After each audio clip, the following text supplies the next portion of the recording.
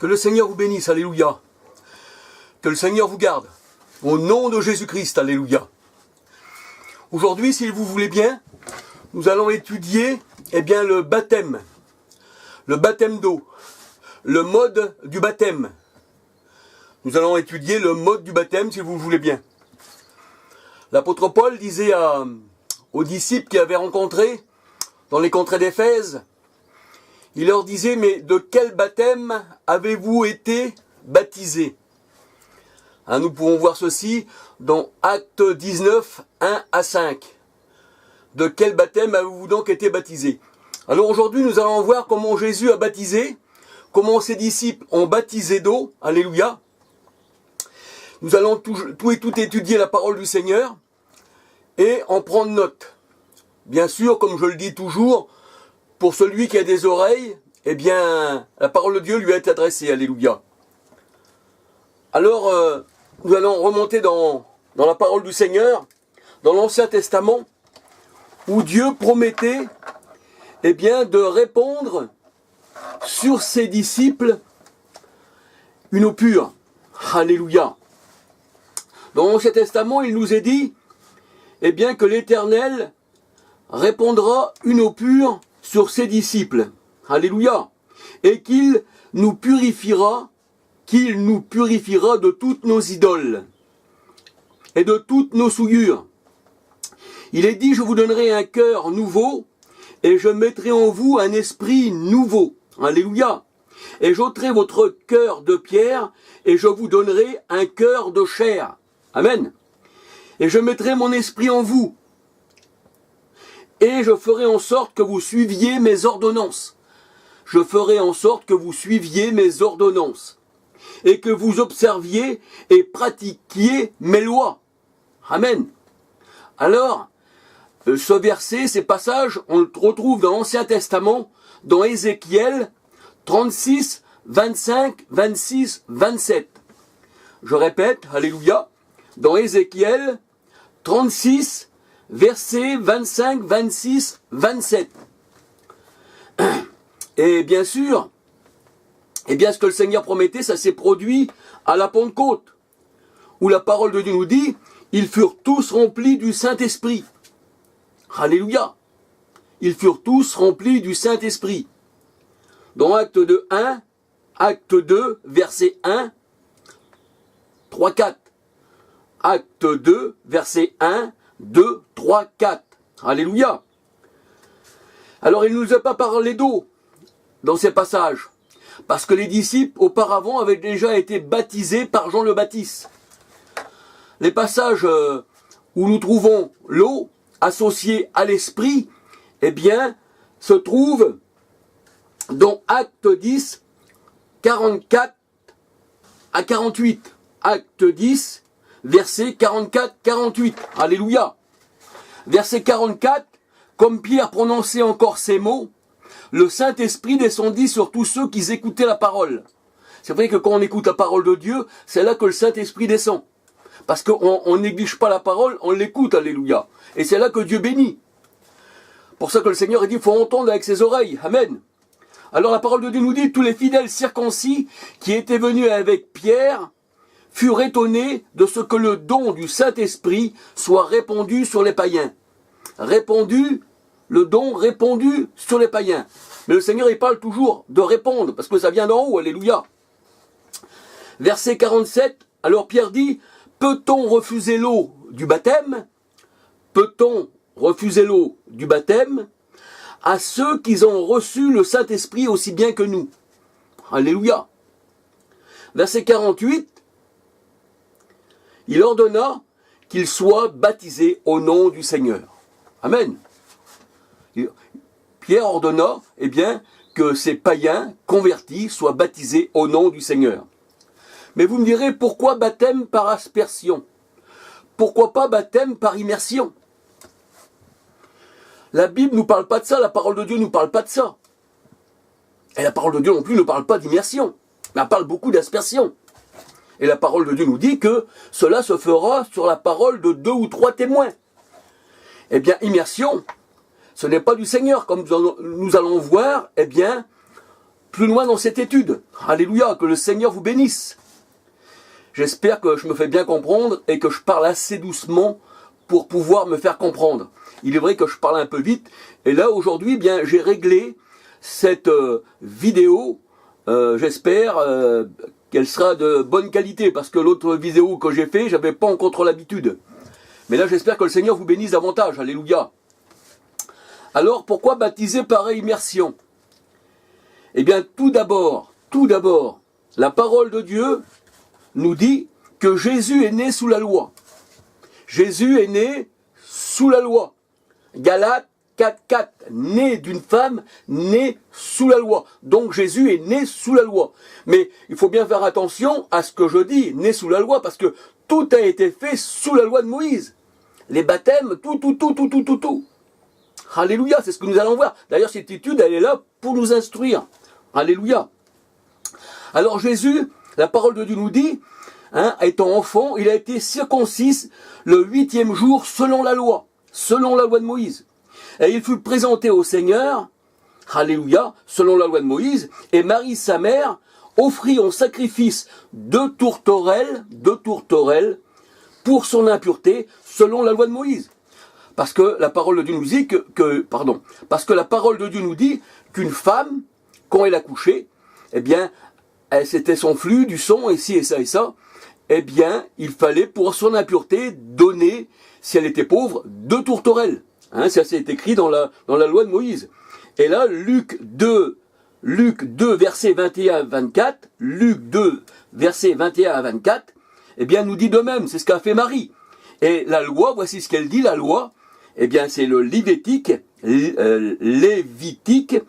12, 1 à 8. Lévitique 12, versets 1 à 8. Il fallait offrir, eh bien, un holocauste, c'est-à-dire un sacrifice, pour l'impureté. Alléluia.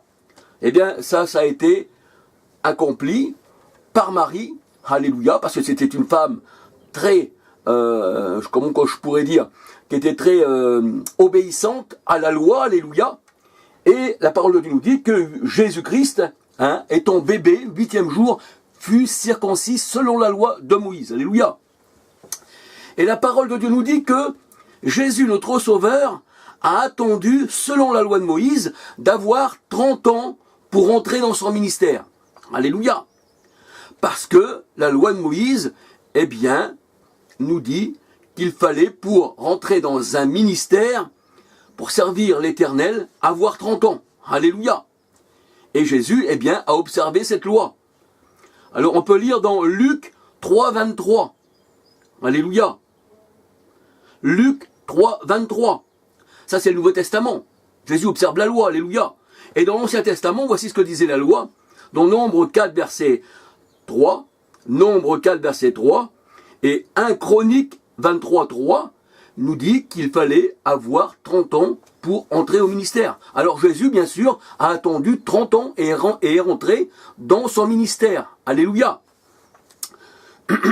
Mais c'est vrai que la loi, beaucoup après Jésus, la loi elle a subsisté.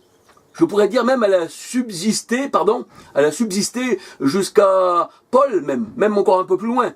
Parce que la parole de Dieu nous dit que Paul a été baptisé aussi, eh bien, sous la loi. Alors la parole de Dieu nous dit là, des femmes ont préparé des aromates et des parfums pour la sépulture du Seigneur. Et elles se reposèrent selon la loi. Quand Jésus est mort, c'était encore la loi. Les femmes là, qui ont été pour rapporter des parfums pour la sépulture du Seigneur, elles se reposèrent selon la loi de Moïse. Luc 23, 55, 56. Luc 23, 55, 56. Voici la loi. Exode 20, versets 8 à 10. Exode 20, versets 8, 10. Alléluia. La loi était encore en vigueur lorsque Jésus était dans le sépulcre, puisque les femmes qui y allèrent au sépulcre se reposèrent selon la loi. D'ailleurs, Paul s'est fait aussi baptiser par Ananias, homme pieux, selon la loi. Alléluia. C'est ce que je vous disais à l'instant. Paul s'est fait baptiser, eh bien, selon la loi. alléluia, par Ananias, homme pieux selon la loi. Acte 22, 12, 16. Acte 22, 12, 16. Alléluia. J'aime bien répéter les versets, comme ça, eh bien, on voit que ça ne vient pas de moi, mais que ça vient de la parole de Dieu. Alléluia. Et j'espère parler un peu plus longuement, parce que je sais que je parle vite, mais que le Seigneur me bénisse, alors que le Seigneur vous bénisse aussi. Alléluia. Alors, Jean le Baptiste aussi était né sous la loi de Moïse. Ah oui. Jean le Baptiste est une figure de la loi. Luc 16, verset 16. Matthieu 11, 13. Alléluia. Luc 16, verset 16. Matthieu 11, 13. Jean le Baptiste est né sous la loi. Et Jésus baptisait aussi sous la loi, par la main de ses disciples. Alléluia, parce que la parole de Dieu nous dit, Jésus baptisait pas lui-même. Jésus ne baptisait pas lui-même ses disciples. Mais c'était ses disciples qui baptisaient. Alléluia. Jean 3, 22. Jean 3, 22. Jean 4, 1, 2. Alléluia. Jean 4, verset 1, 2. Jésus n'a pas aboli la loi. Il n'a pas aboli, le Seigneur. Ah non, il n'a pas aboli la loi, pardon. Il est venu pour l'accomplir. Matthieu 5, 17 à 20. Matthieu 5, 17 à 20. Alléluia. On peut dire que tous les actes des apôtres, eh bien, ont tous été faits selon la loi. Les disciples ont travaillé sous la loi. Alléluia. Amen. Mais que trouve-t-on, mais que trouve-t-on dans la loi, mais que trouve-t-on dans la loi, oui. Eh bien, on ne trouve que des aspersions. Ah oui, dans la loi, il n'y a pas d'immersion. On ne voit pas d'immersion dans la loi. Il n'y a que des aspersions. Alléluia. Alors, aspersion d'eau et de sang. Lévitique 14, 5, 6, 7. Lévitique 14, 5, 6, 7. Hébreux 9, 19 à 22. Hébreux 9, versets 19 à 22. Alléluia. Alors il y a aussi des aspersions d'eau et de cendre d'une vache pure. Aspersion d'eau, de cendre et d'une vache pure. Nombre 19, versets 1 à 13. Alléluia. Aussi des aspersions d'huile. Aspersion d'huile, Exode 30, 25. Et aspersion de sang seulement. Exode 12, 22, etc. Aspersion de sang seulement, alléluia. Exode 12, verset 22, etc. Il est à noter, alléluia, que les aspersions, les onctions sont toujours valides, même s'il y avait peu d'eau. En ce temps-là, c'était valide. Il n'y avait pas besoin d'une quantité de sang, il n'y avait pas besoin d'une quantité d'eau, il n'y avait pas besoin que ça nous recouvre, qu'on soit immersié dans le sang, qu'on soit immersié dans l'huile, non. Alléluia. Mais ça rendait quand même le baptême valide, parce que les aspersions, nous allons le voir, ce sont des baptêmes. Nous le verrons plus loin. Alléluia. Ça ne rendait pas les aspersions inutiles, malgré qu'il y avait peu, eh bien, d'éléments comment pourrais-je dire, qu'il y avait peu d'éléments pour asperger la personne. Alléluia. Il y avait peu d'huile, peu de sang, mais c'était la parole de Dieu qui comptait. Alléluia. C'est pas la quantité, c'est ce que Dieu veut. C'est l'obéissance. Alléluia. Pardon. Le sang d'huile ou le sang de vache, d'ailleurs, pour l'huile, alléluia, Lévitique 14. Pour l'huile, d'ailleurs pour l'huile, Lévitique 14, 16, 17, 18, le sacrificateur trempait le doigt de sa main droite dans l'huile qui était dans sa main gauche. Et il faisait 7 fois l'aspersion. Il faisait 7 fois l'aspersion. Alléluia, sur la personne. Amen. Au verset 18, le sacrificateur mettait sur la tête de celui qui se purifie le peu d'huile qui lui restait dans la main gauche. Voyez-vous, il prenait de l'huile dans la main gauche, avec la main droite, il aspergeait, et le peu d'huile, eh bien après, ce qui restait, il mettait sur la tête. eh bien, de celui qui devait se purifier. Mais il n'y avait pas besoin d'une quantité d'huile incroyable. Il n'y avait pas besoin de presser des oliviers par centaines, en faire pousser par 100 000, 200 000, non. Une petite quantité suffisait. C'était l'obéissance du Seigneur qui devait se faire, alléluia. Alors la parole de Dieu nous dit que Jésus a donc attendu 30 ans pour se faire baptiser par Jean-Baptiste, représentant de la loi, parce que je vous ai dit que Jean-Baptiste est né sous la loi, amen. Alors, dans l'Ancien Testament, la loi demandait un homme pur pour baptiser, pour asperger le peuple, alléluia. La loi demandait un homme pur pour asperger le peuple et pour entrer au ministère. Alléluia. Alors nous voyons que Nombre 8, versets 5, 6, 7, la parole de Dieu nous dit, dans Nombre 8, versets 5, 6, 7, prends les Lévites du milieu de toi, du milieu des enfants d'Israël, et purifie-les. Voici comment tu les purifieras. Fais sur eux une aspersion d'eau expiatoire. Fais sur eux une aspersion d'eau expiatoire. Mais le Seigneur, il n'a pas dit, plonge-les par-dessus la tête, qu'on ne les voit plus, ils en sortiront, elles seront purifiées. Non, non, là, il nous est dit, fais sur eux une aspersion d'eau expiatoire. Alléluia. Il n'y a pas besoin non plus de prendre à l'appeler les pompiers, et puis prendre le camion avec la citerne de 30 000 litres, et puis asperger la personne et la noyer. Non. Là, la parole de Dieu nous dit de faire sur eux une aspersion d'eau expiatoire. Alléluia. Au verset 11, Aaron fera tourner de côté et d'autre les Lévites devant l'Éternel comme une offrande de la part des enfants d'Israël. Et ils seront consacrés au service de l'Éternel. Alléluia. Voyez-vous, après les avoir aspergés d'eau, pour pouvoir rentrer au ministère, eh bien on les faisait tourner, ceux qui allaient servir l'Éternel, à droite et à gauche. C'était comme une offrande pour le service à l'Éternel. Alléluia. Exode 29, versets 1, 2, 3, 4. Exode 29, versets 1, 2, 3, 4. C'est ainsi que les sacrificateurs étaient baptisés dans l'Ancien Testament. Alléluia. Jésus étant lui-même aussi un sacrificateur, non plus à la manière des Lévites. Alléluia. Car il a changé le sacerdoce. C'est Jésus qui change le sacerdoce. Avant, c'était les Lévites qui servaient l'Éternel. Et bien maintenant, aujourd'hui, dans le Nouveau Testament, c'est nous qui servons l'Éternel. Alléluia. Et Jésus est venu à la manière de Melchisédek. Alléluia. Et non à la manière d'Aaron. Voyez-vous, il a changé le sacerdoce. Il a changé les ministères. Aujourd'hui, nous sommes devenus, nous les païens, alléluia, des serviteurs de l'Éternel. Et il a changé la loi.